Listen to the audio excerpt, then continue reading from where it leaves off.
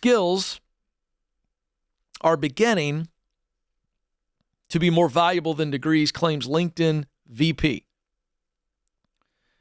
This is a direct quote from Sue Duke, who is the vice president and head of global public policy at LinkedIn.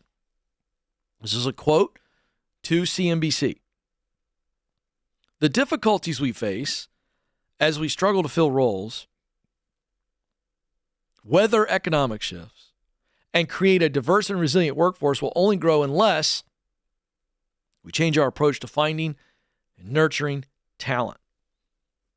She went on to say that skills-based hiring is becoming increasingly popular among businesses, with 45% of companies explicitly using skills-related metrics to find candidates, according to LinkedIn data. That's 12% more than a year ago. So some of you going, okay, I understand the phrase, but what does it mean? What is skills-based hiring? It means they don't care about your degree. They literally go, do you have the skill? Do you have some experience in it? Come on. We'll sharpen you as you get in the door. They're not worried about the degree. They're just going, can you do it? In other words, can you do bookkeeping? Have you done bookkeeping? Yeah, okay, great. You don't need an accounting degree. We don't care. Come on over. Now, this is good news for a lot of people, except new college grads. Uh-oh. I went and spent 4 or 5 years. I spent tens and tens, maybe hundreds of thousands of dollars, and companies are now hiring for skill, not diploma. Duke goes on to say, our research showed a skills-first approach could increase the global talent pool by nearly tenfold. You think? I think the number's higher. Now just think about that for a second. Skills-first approach could increase the talent pool. Are you kidding me? How many millions of Americans are sitting on the sideline right now, discouraged, willing to work, wanting to work, able to work, and they're not applying for jobs because for decades we've told them, if you don't have a degree, please don't apply. You're not good enough for us. It's true. It's true. That, by the way, that's what it says. When it says you must have a degree, it is saying you aren't good enough because we've attached a degree to a person's worth. It's nonsense. But don't take my opinion for it. What's happening in the real world of business? Thank you for asking. I'll tell you. It levels the playing field for workers who may have been overlooked. Duke said this includes people who have not attended or completed university, women or younger generations. By the way, this is having a profound impact on opportunities for minorities of all race and creed in the United States. Julia Pollack, who's the chief economist for my friends at ZipRecruiter, came on the show and we talked about this. It's opening up opportunities for lower income communities who didn't have the money to go to college, but they have the raw talent that can be trained to have the skill. Now, what's happening? You got big four accounting firms, Deloitte, PwC, KPMG, three of the four. They are all reportedly offering new hires various introductory training classes. We're talking big time accounting firms are going, we'll get you in. Have you got the raw talent? We'll train you on the skill.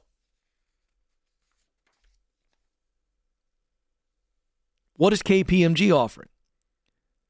Their introductory training includes how to talk to people in person with tips on appropriate level of eye contact and pauses in a conversation. Now, why are they doing that? They're doing that for some college grads who went to college but have spent the better part of their life staring at a screen and texting people.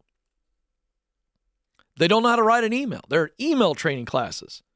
I don't think this is such a bad thing. It'd be great if the new generation just said, we don't know how to write emails, so we're going to stop writing emails, because I think emails are the death knell of productivity. Emails are the greatest source of stress in the workplace. Got to get my inbox completely finished before the end of the day. Good grief. Well, I know that always irritates some people who love email, but I just challenge you to think about what I just said. If you're stressed out about your inbox being completed, are we focusing on the right things? Are we communicating in the best way? I don't know. I never remember pre-email going, I hope I had every conversation that I needed to have today. That never crossed my mind. Now, Gen Z is starting to take a lot of these courses. Companies are saying, look, we got new grads coming out. We got to train them. This is also bleeding over into what I was saying earlier, a lot of workers that previously weren't being welcomed. No degree required is a new theme, and it's good. Each generation faces some sort of challenge coming into the workforce. So, I'm not beating up on Gen Z. I'm raising 3 Gen Z right now. I love them. I love millennials. All right, I'm not coming at this from this crotchety old man point of view. What I'm saying is every generation has its own unique challenges when you go in the workforce. I remember for me, it was simple stuff like we had to learn Microsoft Office. Like that didn't exist. They weren't teaching you that per se in college. And so you had to learn how to work with Excel. So that's okay. But what's brilliant and what I'm seeing as a great trend in our work communities now is that companies are starting to realize the litmus test of a college degree, it's not relevant. It's not relevant. I'm having to teach kids that are graduating from college how to write an email, for heaven's sakes, how to have a conversation. So why don't we go get somebody who's, let's say, 35, 36, 38, been a stay-at-home mom, maybe never held down a corporate job, but she knows how to have a conversation. She knows how to write an email. She knows how to organize little humans and get them to all the places they need to be in. Why don't we go get that, mom? Hey, here's one. Why don't we go get that person that was arrested for some misdemeanor or some substance, and they paid their time, they've turned their life around, and the only difference between them and you, hiring manager, is you didn't get caught driving home with a little extra in your system, if you know what I'm saying. These are not bad people. They're not violent criminals. They're people that have gone to jail for making poor choices because they grew up in a poor environment. But they've turned their life around, and maybe a full turnaround is you looking at them and saying, hey, you paid your debt to society. Why should you not be allowed to work? You did your time. The judge said, serve this. You served it. We're going to believe in you. We're going to hold you accountable in some areas because of your past. But we're not going to judge you. We're going to give you a shot. Maybe that would widen the talent pool as well. So here's the good news. Why do I share this?